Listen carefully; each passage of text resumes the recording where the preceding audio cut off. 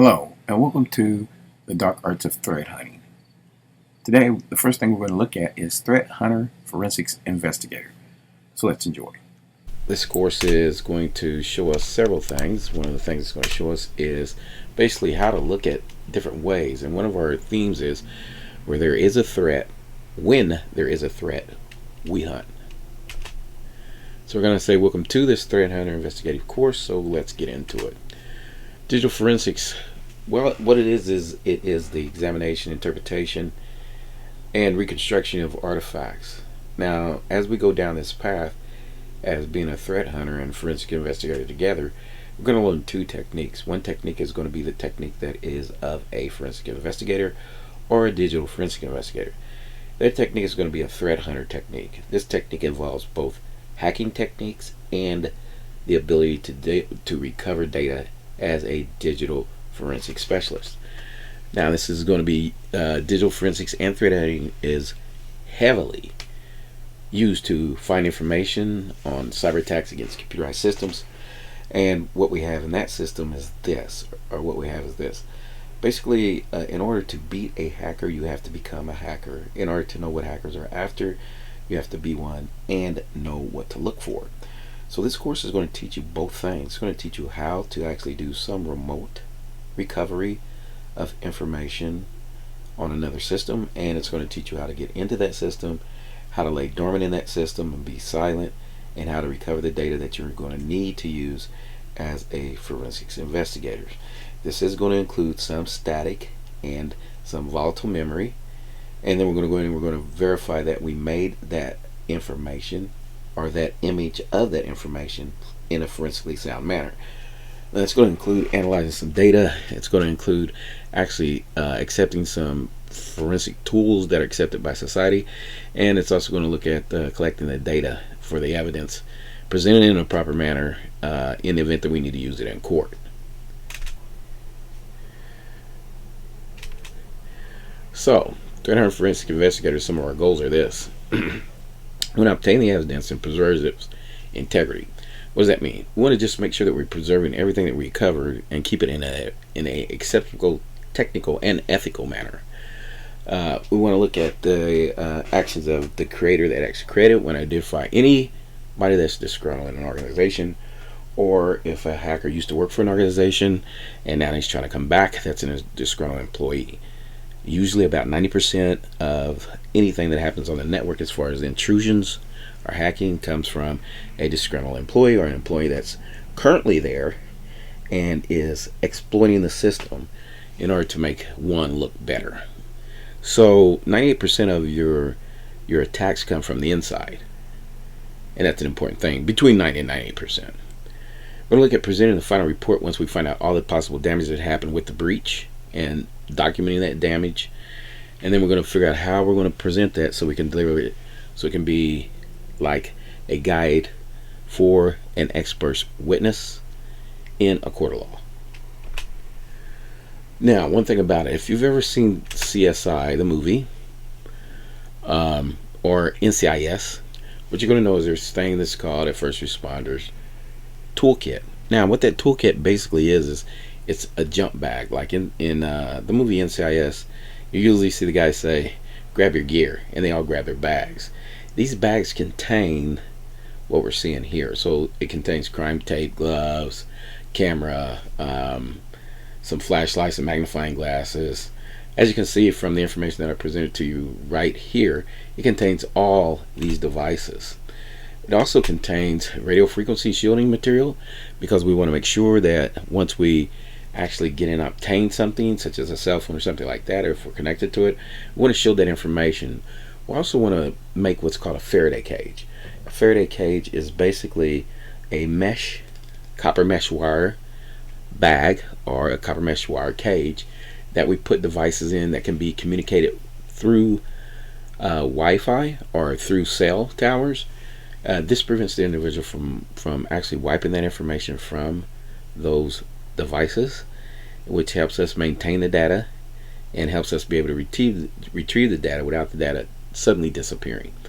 We're going to need some power adapters, probably some hard drive capture tools. We're going to look at those. Those are like Encase, Magnet Forensics.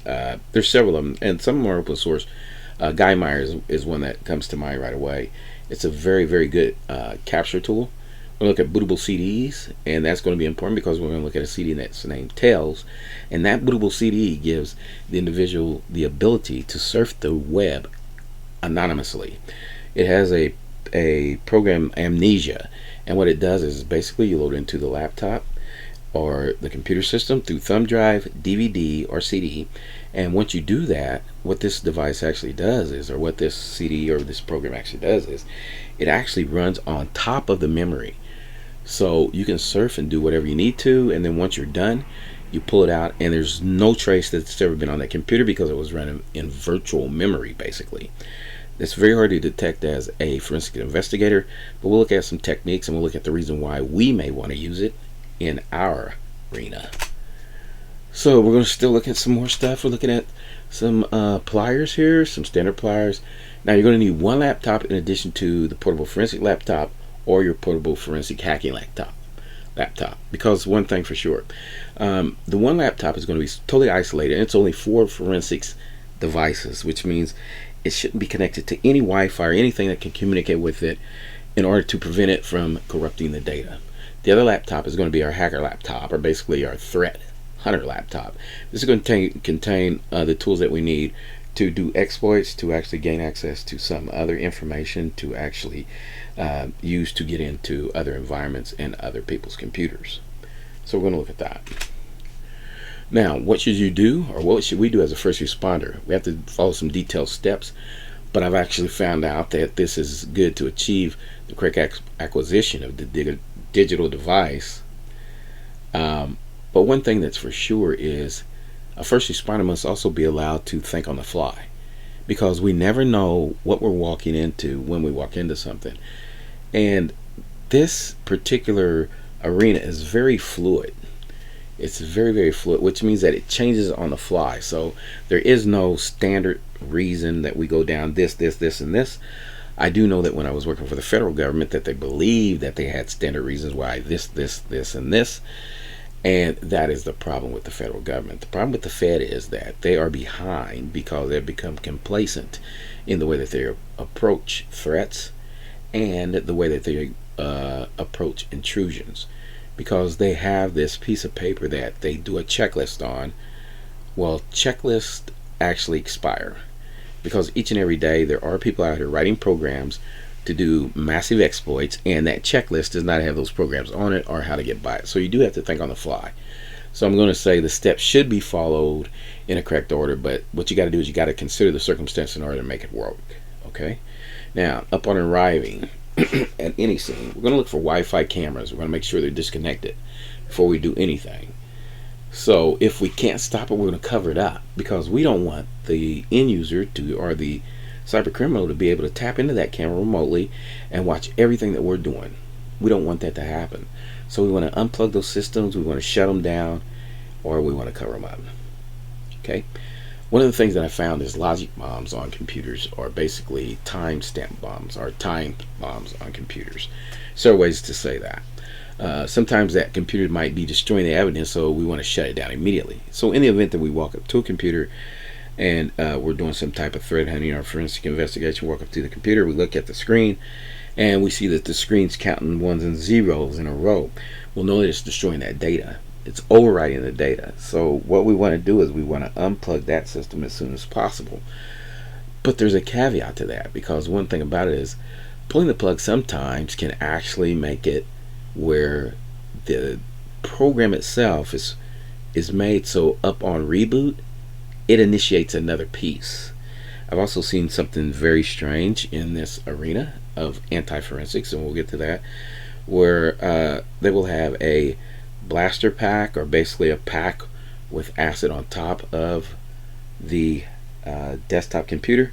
Up on a breach, they will actually punch that acid pack, and it will eat through the hard drive and the rest of the computer components, completely destroying any chance of recovery. Okay, now when you're dealing with a laptop, walk up on a laptop and it's plugged in, we got to do one thing. We got to pull and unplug that power cord. We have to pull and unplug that power cord, because That's what's going to make that laptop run. But if the laptop has a battery in it, then we should remove the battery first and then unplug the power cord. Okay?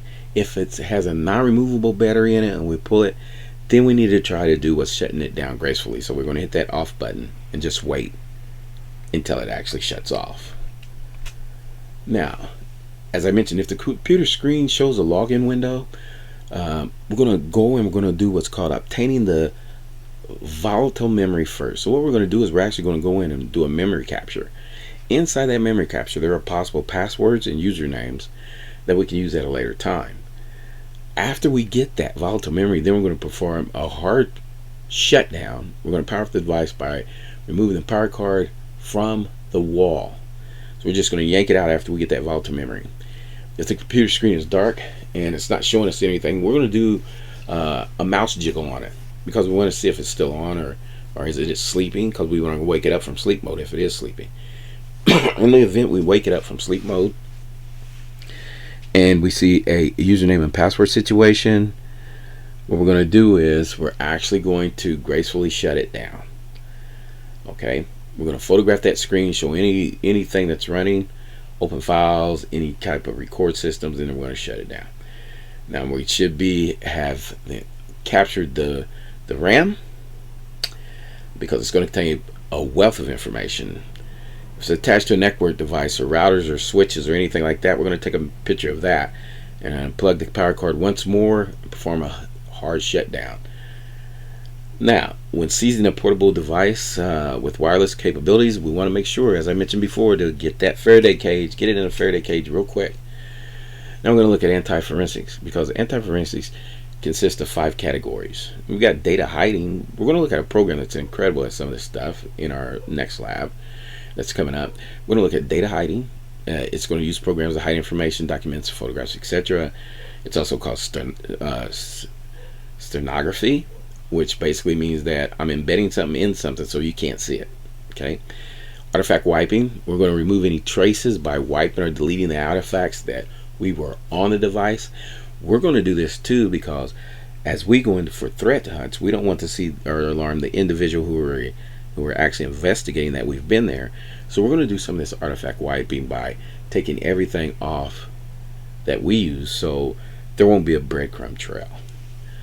Trial obfuscation. Well, this is where we're going to use a live CD or a thumb drive, and we're going to boot from that. And then once we boot from that, as mentioned with Tails earlier, we will be able to seamlessly do anything we want to, and they won't be able to see it. Now, trial obfuscation is actually a way more used by cyber criminals, cyber hackers of the whole gambit, because they don't want us to see what they were doing, and it makes it very hard to recover something that was never there. And that's when I talk about amnesia. Attacks against forensic recovery. This is what I was talking about, the logic bombs, the time bombs, and other types of destructive malware to destroy the evidence when the examiner tries to recover the information. Very important, because as we get into this threat hunting and forensic investigation, we will know one thing. We're going to have to create an image from a suspect's hard drives at some time. When we create that image from the suspect hard drive, it's necessary for us to make multiple copies, because in the event that logic bombs are there, then the first copy gets exploded. Then we know, do not click on this particular program because it will do this. So we need to make at least 4 or 5 copies, as many copies as we think it would be necessary to get through. Integrity monitoring, that's the monitoring of a forensic network to destroy information. This is when the hacker or the cyber criminal takes the time out to monitor what we're doing in order to find out information on them. Now, we're going to look at this invisible secrets lab. This lab is going to consist of a program that is used pretty much by every red team, blue team, audit team, hacker, cyber criminal that's out there. What it does is it embeds information. It does a bunch of things, but what it does is all about maintaining anonymity, or maintaining secrecy, or maintaining a way to communicate without others knowing. I've seen this used between teams when I was with the Fed, and it's a good way for you to communicate without anybody else being able to see what you're saying. So this is what we're going to look at in this particular lab. We're going to take this lab and then we're going to come right back. Hi, and welcome back. We have looked at anti-forensics. So what we know is that anti-forensics is a way for the unsub, the cyber thief, the hacker to actually hide information and transfer that information through a secure means, and it is hitting to the regular person. One of the programs that most of the hackers use and most of the cyber criminals use is a program called Invisible Secrets 4. So we're going to take a look at that, and inside this I'm going to show you some features. Now, inside of Invisible Secrets 4, what we're going to find is several ways to encrypt, hide, transfer, shred files, and lock some applications. First one we're going to look at is hide files and unhide files. Within here, what you can do is you can do everything that's called steganography. And what that means is that you can hide a file within a file, or a picture, or a program, or a music selection, or anything that you feel means to hide it within. The next thing we have is encryption files, or encrypt files. And as you know, an encrypted file cannot be opened without the decrypt key. So this is just basically a way for you to encrypt files and send them out, and if the person doesn't have the decryption key, they will never be able to use it. The next one is self-decrypting packages. Now, self-decrypting packages basically means that you put the information and seal it up in a zip. When the zip gets to the other end and the individual opens the file or the package, unzip it, a small lock will appear, and that lock, once you tap on it, it will ask you for the decryption key. So it's similar to encrypting files and decrypting files. The difference is that it's zipped, and once they go in there, they can't really see what's going on.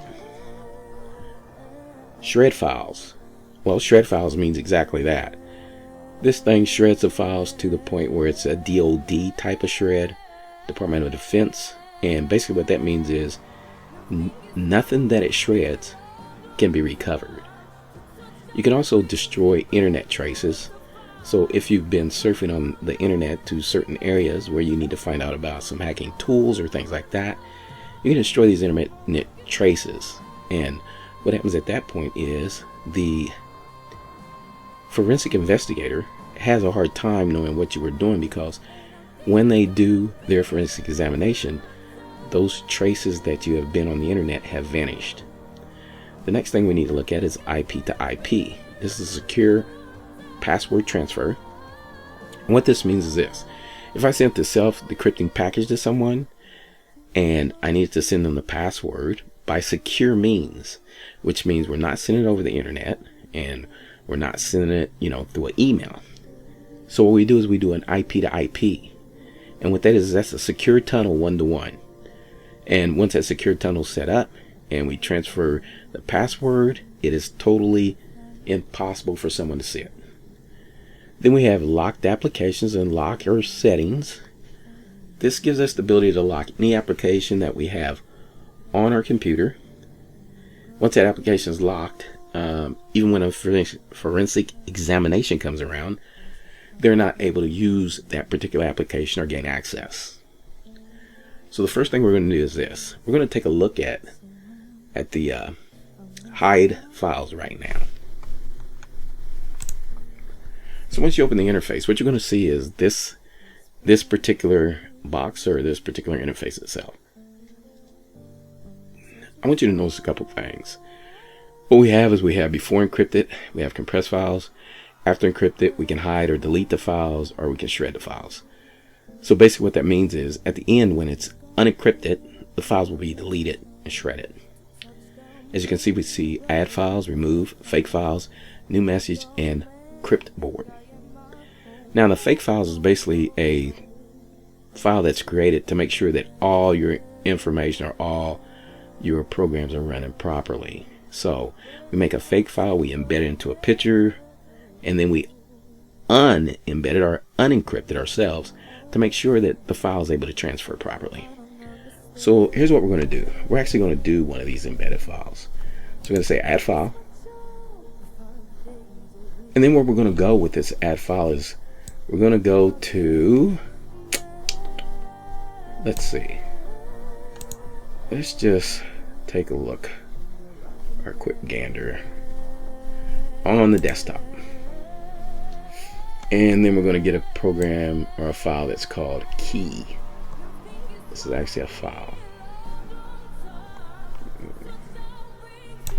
And there it is. Now, this file would be like some keys to a device, maybe a top secret type of information. So we're going to choose that. And now we're going to hit next because we need to enter the name of the carrier. The carrier means what's going to carry the file around, kind of like a mail carrier. Basically what it means is what we're going to embed this file into. So let's take a look and see what we can find.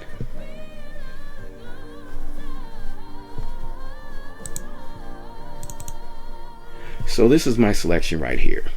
So I have 3 pictures. So what we're going to do is we're going to choose winter 2022. I'm going to say open. Now this gives us the path to the file, and this is actually telling us that it's going to, the carrier type is a JPEG image. It actually is a JPEG image. So now that we know that information, we're going to go next. And this is what's very important for us because we're going to enter a password here. Our password is going to be winter, W-I-N-T-E-R. We're going to confirm the password, I-N-T-E-R. And then we're going to view the passwords to make sure that they match. Once we find out that the passwords match, we're going to use AES, Rigel, very good encryption, and then we're going to hit next. Now, we got to put a new name for this file. So what we're going to call this is B-L-I-Z-Z-A-R-D. A-R-D. We're going to call it Blizzard.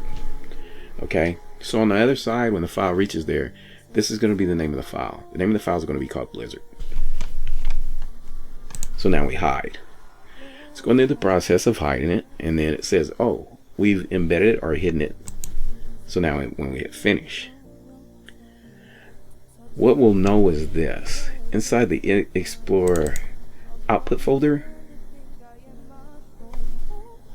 there it is, Blizzard. Okay, so since we know it's there, we know it's in folder 2, we can do this. This is pretty cool.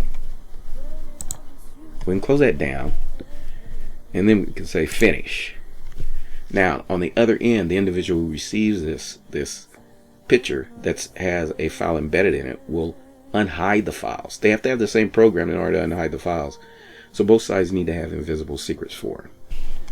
So now we're going to unhide the file, and then it's saying, hey, specify the file you want to hide because we need to know what to decrypt. So we go to our folders and we choose Blizzard and we say open. Okay, and then we hit next. Now it wants to know what was the password that we put on this carrier. And if I remember the password correctly, it was W-I-N-T-E-R. It was winter. We can view it, and then we'll tell it to decrypt. Now, what it's showing you now is it's actually got past the first stage of encryption, and now it's saying, hey, look, you got a key.txt here. So we go here, we select that document, and we say unhide. Now, because I did it previously, it's asking me, do I want to replace? But on your end, it'll automatically look regular. If we say yes on the decryption, it says 100%. We explore the extracted file, and there is our embedded key or top secret information that we needed to pass to someone else. Forensics wise, this will happen on the fly, and there will be no way really, or very few ways, that you can tell that you have embedded information inside of a picture. So we're going to close this out, and then once you have that information, you can choose which way you want to send it. You can either send it by email to someone, or you can actually put it on a thumb drive or something like that. It will be actually put any way you want to put it. That's the way to do. Okay, so let's see if I can show you something here real quick.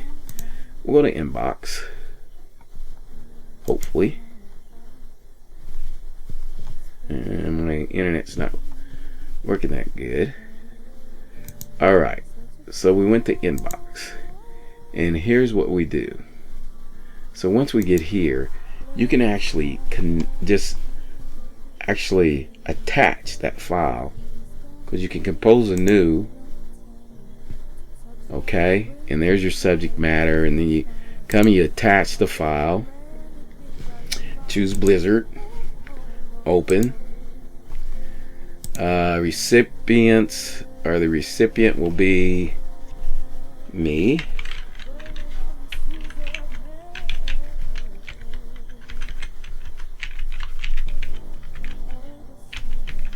This is my business address here. Oh, I forgot something there. That is my business address. Subject, Cold Winter Pick. Okay, we have it attached, and here we can say, hi, here is a picture. UREQUEST. Here's the picture that you requested. Okay.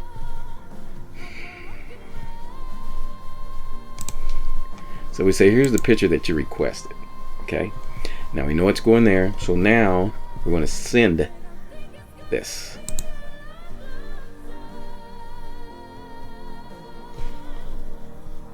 And in a few minutes, it should actually show up here if everything is legit.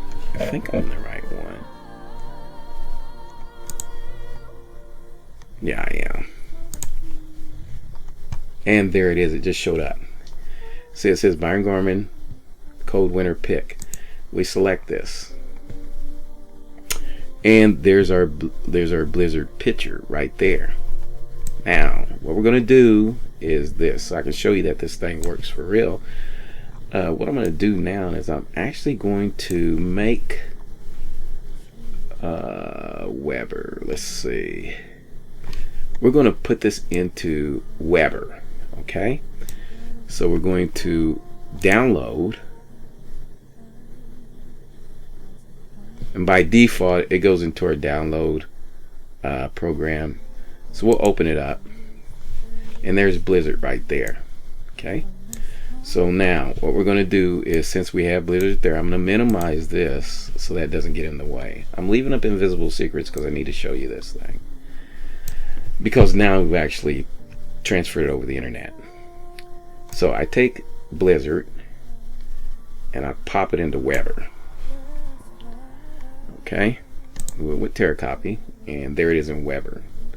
So now we're going to minimize this, and now what we're going to do is, if we were the individual on the other side with this program, we have it coming from somewhere else or somebody else, and it's downloaded, and we have it in a particular folder. We just do the same thing. We go in here and we unhide. Okay, we unhide it, and then we would choose the folder that we actually put it in. This time it will be Weber. It's going to be the Weber folder. Okay. And Weber just went by real quick. There it is. So we select the Weber folder. We open it up. We select Blizzard. Open. And this is the way you would do it in real time. Now we hit next. And then we put our password in there. And then we say next. And there's our document. It's transferred over the internet. It was not caught by antivirus or anything like that. Nothing showed up. So this is how successful this program works. Then of course we do the same thing like we did last time. We unhide, and then we say yep, and there we go. Now we can explore the extracted, and there's the key. Okay, and then when we hit this, there's the key. So that shows you exactly how this works. Okay, it shows a lot. Actually, it shows you how you can go about moving data, hiding data, and it also, the reason why it's important is because it shows you that basically this is how hackers work. this is how they get to move this around. If I double click on this, I'm going to show you something. You know what you get? In a minute, you're going to get just that picture. That's all you're going to get, because the data is embedded in the picture itself. So the picture will come up in a minute, and that's it. This is what you're going to get. You're going to get this picture. Let's zoom in on this. Boom. That's it.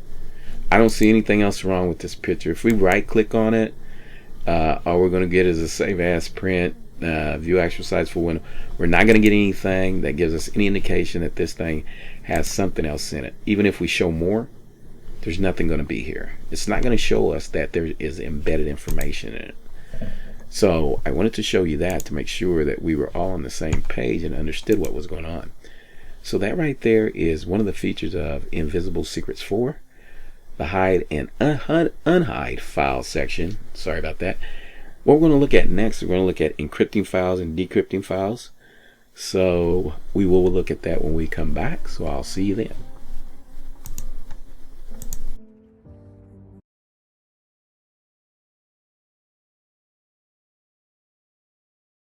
Okay, we just finished our Invisible Secret lab. That lab showed us how to actually embed information into a photo or a picture, transfer it, and on the other end, the individual actually goes in and decrypts that information and is able to see what the true text was.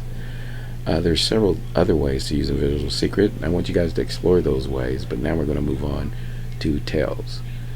This is an anti-forensics program. Tails always starts from the same clean state, and everything you do disappears. It disappears. So basically what Tails does is Tails gives the computer a state of amnesia.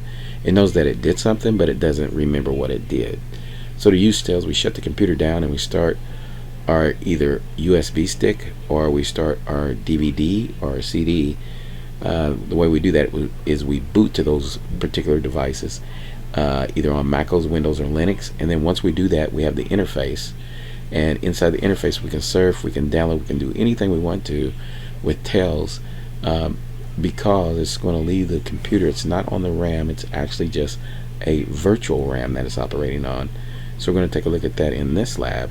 And then once we get done with this lab, we'll be back to discuss some more information. Thank you. Okay, so now we've looked at, we was looking at how to do some encryption, decryption. I'm going to show you a way now that you can actually avoid any information being recorded on the hard drive on a computer. This is an anti-forensics thing. The program actually does a thing that's called amnesia. And amnesia basically means I can't remember what was going on. So we're going to look at a program that's called Tails. Now Tails is a program that is actually either put on a USB or a CD or a DVD. When you go to the computer, instead of starting to the regular computer's hard drive, you actually start to the CD or the DVD, or you start to the USB. So basically what I got running here is, this is a Tails interface. I boot it from a USB drive. The information is on the internet at, if you Google Tails, you can find this information. So I boot it from a thumb drive, and this is what the interface looks like. If you notice here, you can see this Tor connection. Now Tor is a way for you to actually surf the internet anonymously, which means that you can connect to any place, and then once you're done, they can't really see the traffic because it's bouncing from place to place.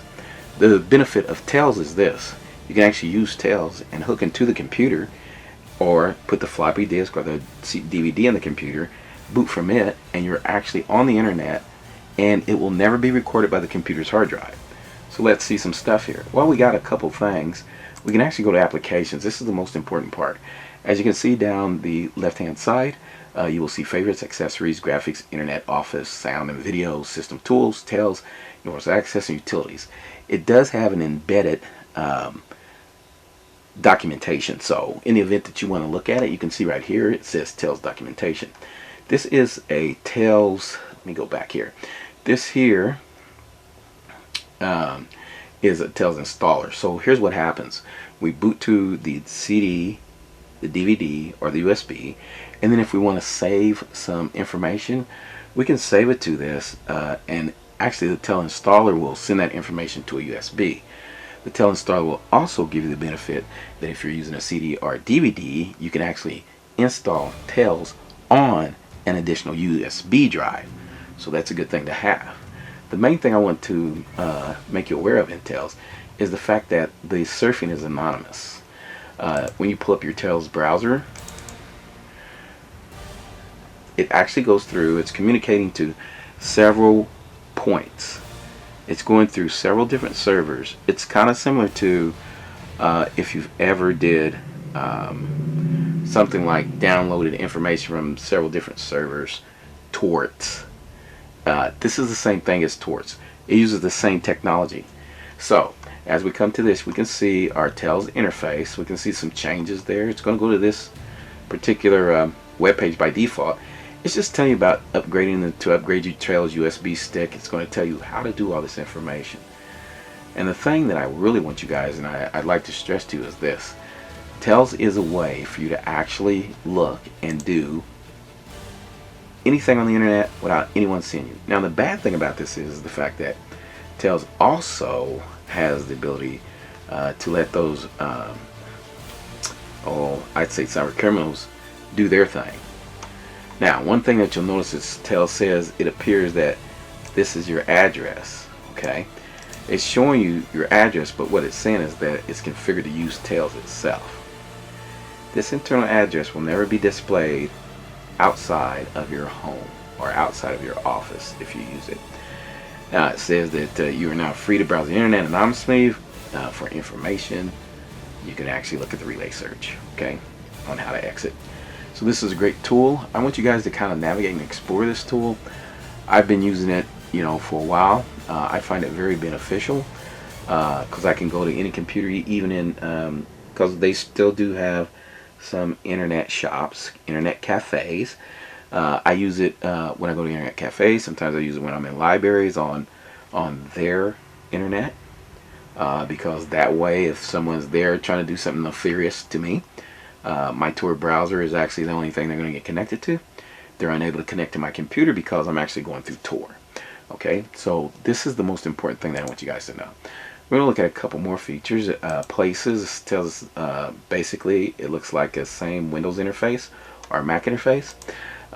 Applications, we can see all this information. Now you look in the internet, you can see the Tor browser. Thunderbird is our mail client server. If we use Thunderbird here, we need to have a USB hooked up so we can actually save the mail that we're looking at. We have our Onion Share. In Office, look at this. We actually have our own Office program there. It's LibreOffice. This is compatible with Microsoft Office. I actually find it very good to use, and it's actually a way for you to do stuff on the fly. But remember, you're always going to have that other USB to store this information on. All you want to do on this is be able to surf without them seeing what you were surfing on.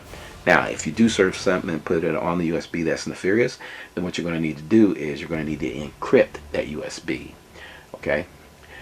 Sound and video and other tools.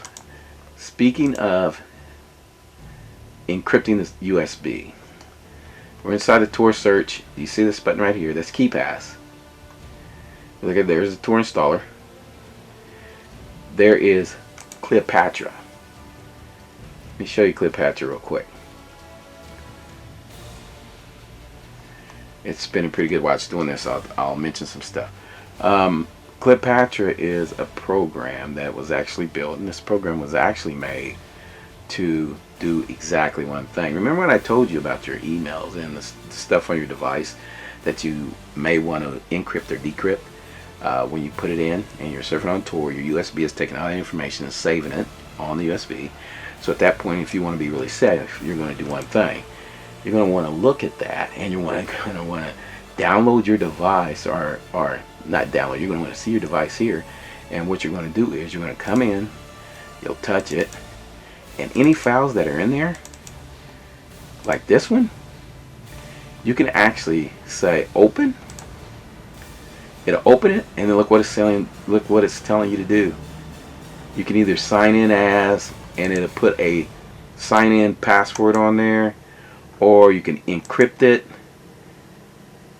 or you can actually set an encryption with the password. Okay, this is very, very useful. I mean, extremely useful.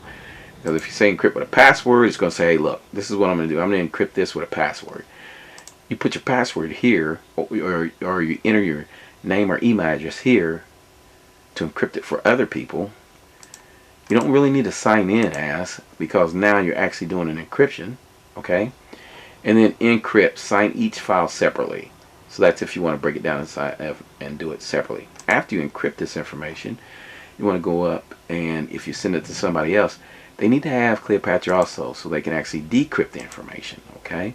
So you open that up, and it's going to say this right here because it's saying that I can't do one or more files. So we go to input file, touch it, open. There it is, okay?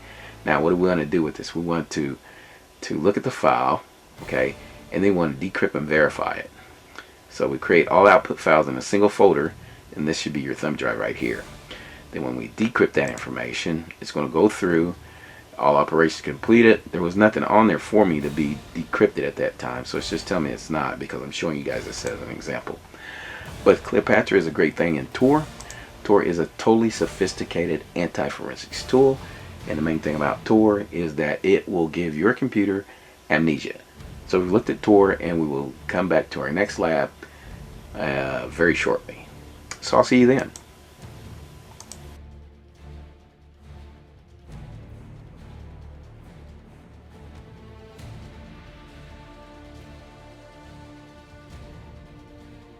Hi, and welcome back. We just finished our TELS lab, so now we're going to look at some digital data risk. What we're going to look at here is how data has impacted our lives and the lives of everyone on the planet.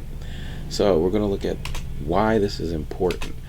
It is important because the use of computerized systems that provide services, store information, it has become very important to the public sector and the private sectors, because people use devices now very heavily in their daily lives.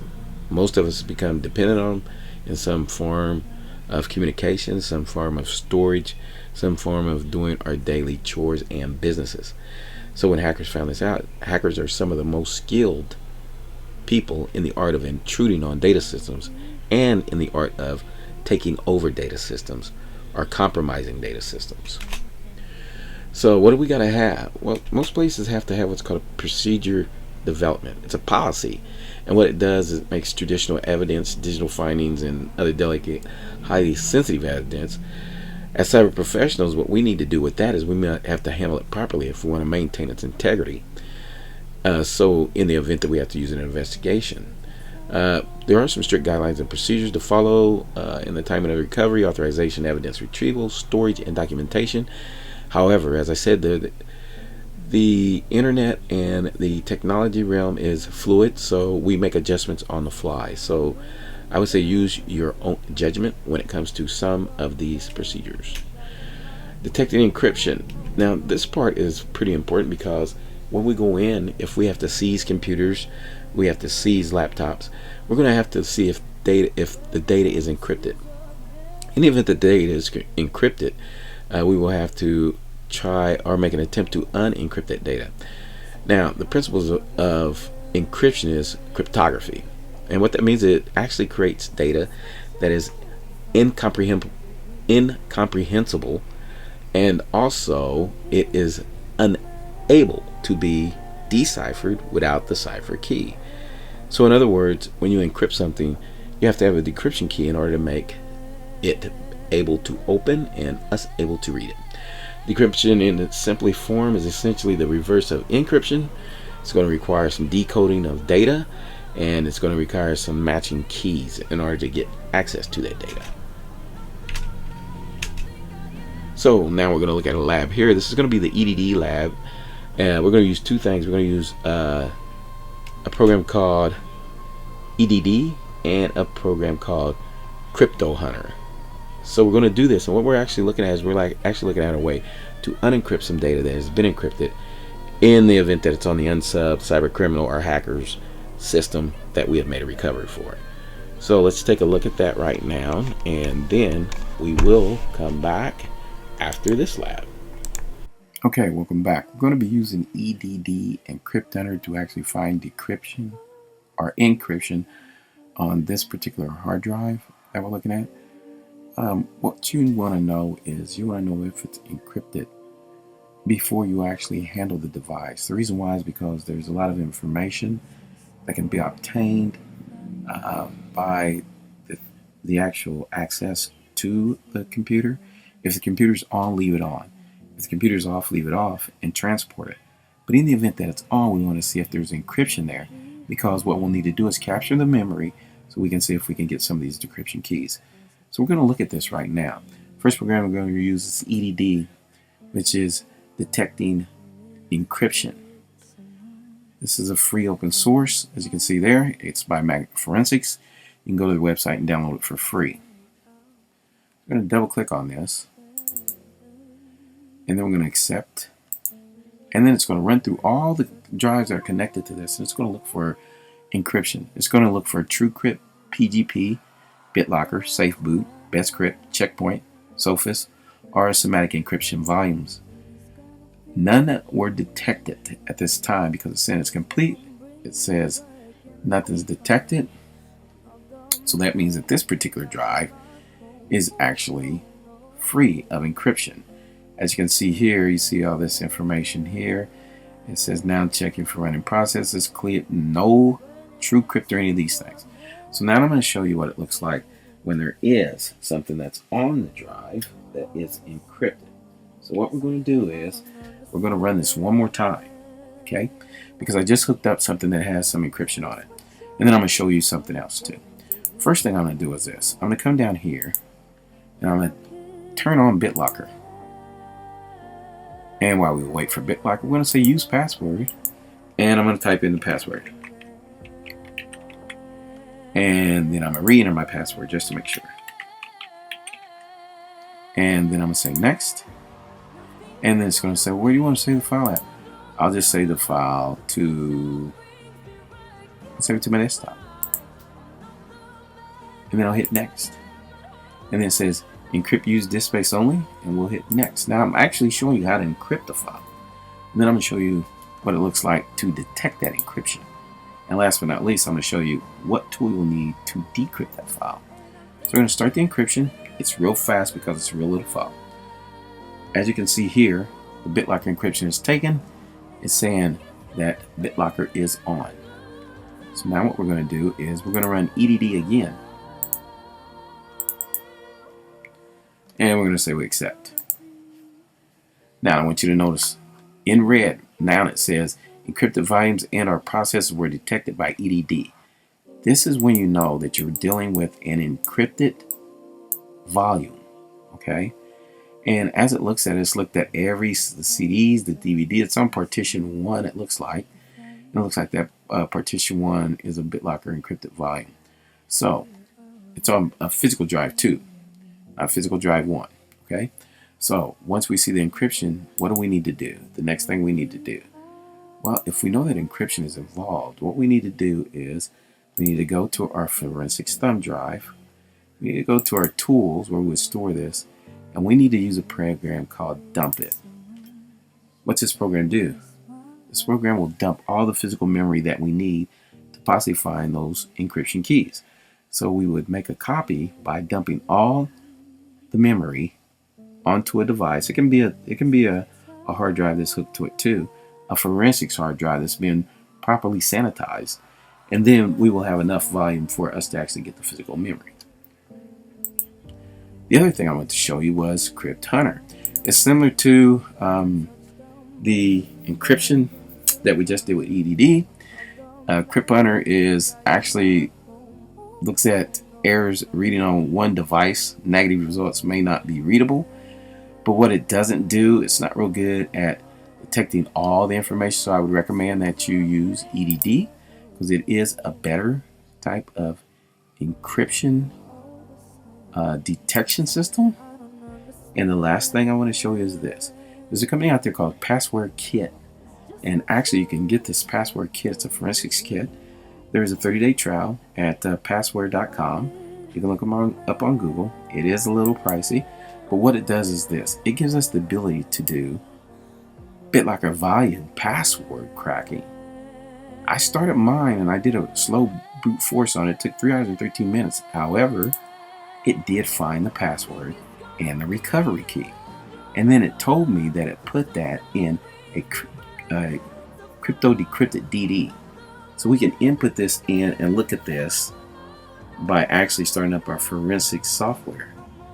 But what it's basically saying is that here's the file to open, here's the key to get the file open, the password that is, and this is the recovery key. If you look at resources, it's going to tell us exactly what we was getting the password from, which was our local. Performance is telling us 3 hours and 13 minutes. It's showing that it chugged away at that pretty good. Attacks. This is showing us which attacks it actually tried to do. So it did a BitLocker attack first, a recovery. It tried to do it from the recovery volume. It couldn't find it. Then it did a dictionary attack, and it succeeded in it. Okay, and this is where it found the key. Okay, log files are just going to be that. They're going to show each step and procedure that it went through to actually get this information. Beautiful thing. So, with that being said, that concludes this lab. So I look forward to seeing you in the next lab. Thank you. Now, one of the most important things that we need to look at, we're going to go into the section of threat hunter forensics investigator. A famous saying is Sun Tzu saying that know thy enemy like you know thyself. So basically what this means, in order for us to see what the hacker does or is doing, we have to think like him.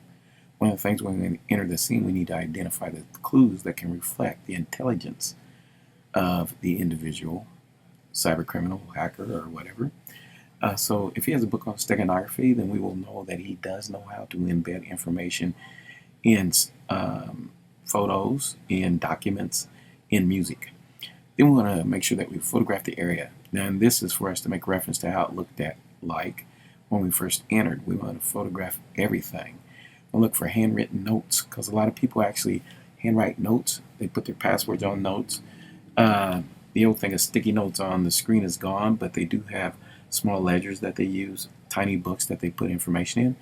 Then we want to look at the physical evidence. We want to look at the physical evidence, and it should be handled just like any other crime scene. It should be handled with delicacy, because the physical evidence, just as much as the photographic area, can actually have encryption information in it, encryption passwords, and otherwise. We don't want to remove an electronic device that's on, such as a computer or hard drive, because it may damage or corrupt that particular evidence.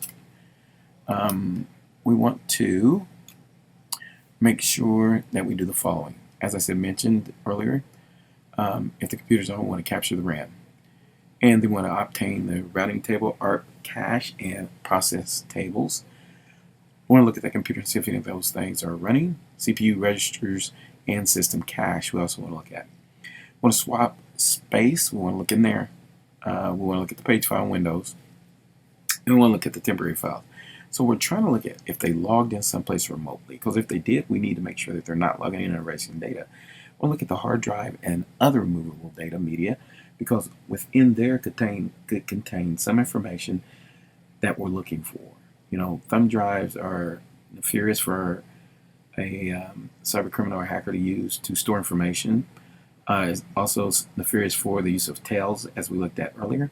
So we'll look at that stuff to make sure that none of that's going on. Look at the physical and network topology. Just because the computer's on a desk, it could be hooked to a server in a bedroom. I remember one time when I was with the Fed, we flew to a location. We went in and there was a laptop, but it was hooked to a switch, a small switch at that. It was a 5-port switch, but that switch actually led to a server room, which had tons of servers inside of it and a massive amount of data that we would have missed had we not looked at that particular device. Okay. Then we'll look at any backups, any kind of backup data, such as a RAID array. They got really small RAID arrays now that fit on the top of a desktop, and printouts. We want to look at all that. We want to look at our network logs and remote logs. That information is volatile, and we need to acquire that information first. That's another thing that we need to acquire first, is that information, because once we take that down, that information is going to be gone. Now, key points. After entering, we want to note how long we were there. We want to know anyone that was with us. We want to record all people who accessed the crime scene, and then we want to list their roles. Okay? First responders should document items related to and discovered from any acquired information at the scene. We must maintain our chain of custody. We should kind of like make a little sketch of the scene. We're going to take photographs, but we need to make a sketch of how things kind of looked from our point of view, not the camera's point of view. And then we want to make sure that we make it so responders, if we can't actually seize the digital device, we need to make an image on site. There's been several instances where, like, I remember a time when I was in St. Louis that we had to actually set up and image the device on site remotely. Now that sounds kind of sophisticated, but what we had was we had a MiFi, and then we had a one-to-one connection to a computer at the hotel, and then we encrypted that data through a tunnel. And what the MiFi and the hotel computer did was they basically communicated on a single channel, encrypted channel, secure channel. And the job was just to get in and look and see and make sure that the evidence was still being captured. It's the only means that we used it for, to actually do a remote desktop in and make sure that the information was being captured. And in the event it wasn't, we could actually reset it from the hotel and start the capture again. That's one thing to think about. A lot of other digital forensic people are like, no, it's just one-to-one this. If you have an encrypted tunnel to the machine, it's still one-to-one because it's an encrypted tunnel. Nobody can break in to that encrypted tunnel without a lot of capability. So we have to remember that. Now, got a cyber warfare. This is what we need to do. What's in the bag? We need to photograph the crime scene, seize the evidence, create a crime scene diagram, control the evidence in the bag,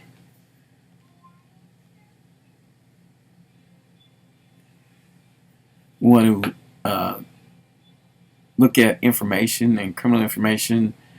Where was the evidence found and seized, the date and time, passwords, if available, and any notes. Now remember, some of those notes are going to maintain or contain passwords, so we need to look there.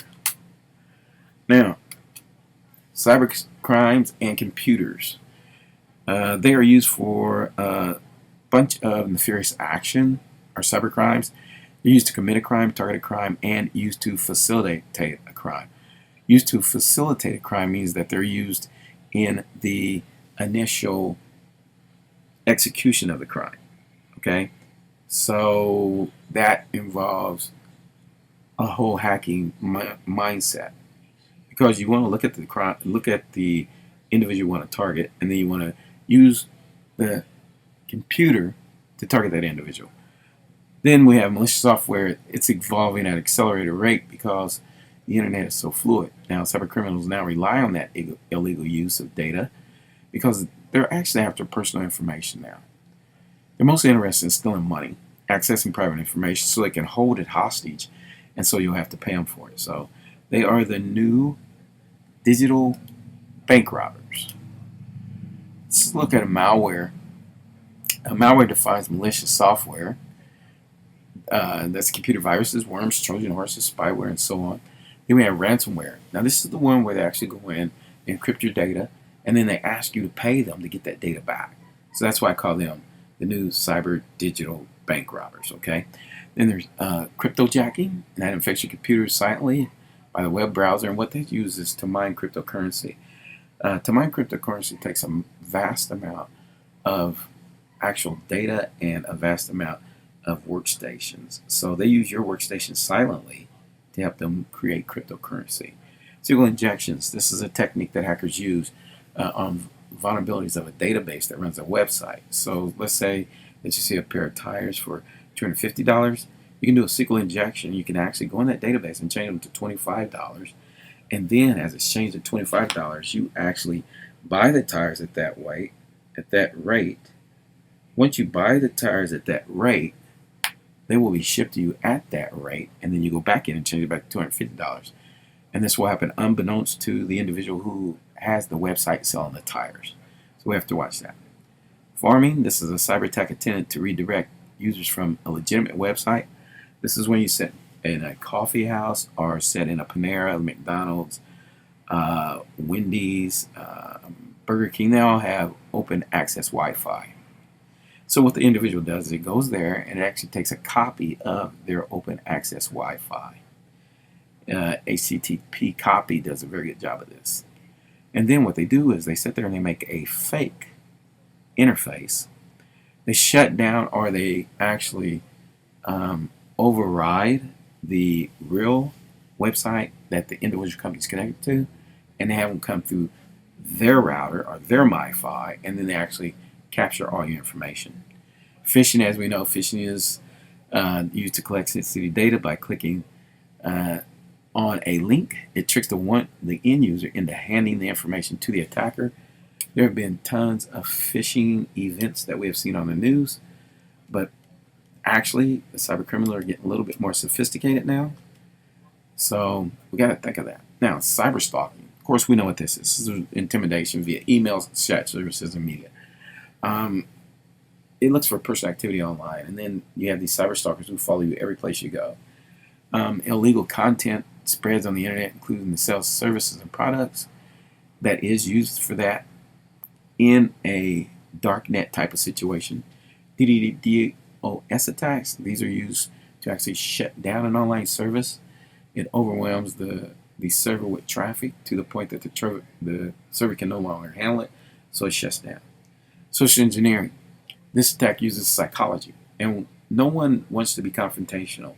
So what they do is they actually get on the phone and they say, hey, look, we're IT, and if the person pushes back, they push back harder and say things such like, well, I guess you don't want your network to run today. Usually people do want their network to run, so they will give over the information. Types of digital forensics, what we're going to look at, or what we have looked at, is computers. That's the main and most important object in recovery of data because it maintains the most data. So we have to look at first. We're going to look at storage devices, and we're going to look at analyzing those devices for criminal activity. Mobile forensics. This is the recovery of digital forensics from a digital evidence side from a mobile device. Mobile devices have become more sophisticated and maintain a little bit more data than they did have in the past. However, they do not maintain the amount of data that's on a computer. Network forensics. This is actually monitoring the network and analyzing the traffic flow so we can see if there's anything going on. We need to try to discover the source of the security attacks, and we need to detect the intrusions. Database forensics, well, that's where we go and we see who actually went into the database, such as Microsoft SQL, Oracle, and MySQL. We're looking for information that can be recovered. If you remember in the first instance, or earlier I mentioned the fact that the $250 tires are for $25, they would go back into database forensics and see when that was changed. It does contain text files, Microsoft Office documents, IM chats, and bookmarks. It's got spreadsheets and any other text stored in video or audio format. And then those digital images also are those. So sometimes the individual wants to get in and erase his digital footprint. So he will go in and he will try to erase the actual data that contains the webcam recordings. And then he'll look at the address book and calendar to see if he can try to erase those. That's why it's very important for you to unhook the Wi-Fi when you enter an area or put something in a Faraday cage, because they'll be able to get in, get on, and erase all their footprints. Email messages and attachments are also one of these things, but they use an email client actually to recover that. Web pages, social media accounts, and cloud storage are in there. Cloud storage is very, very important right now because the individuals used to think if it's in the cloud it's safe, but that is no longer the case. As the internet becomes more and more fluid, those individuals who write things make it so we put our stuff up in the storage thinking it's safe, and they have actually already been 10 steps ahead of us and figured out a way to get that information. And this ends Module 1. I want to thank you for being here in Module 1. Threat Hunter Forensic Investigator. As you know, this is the dark arts of threat hunting. So our next module is going to be a little bit more sophisticated. We'll take a look at that, and I'd like to thank you and I'll see you in the next module.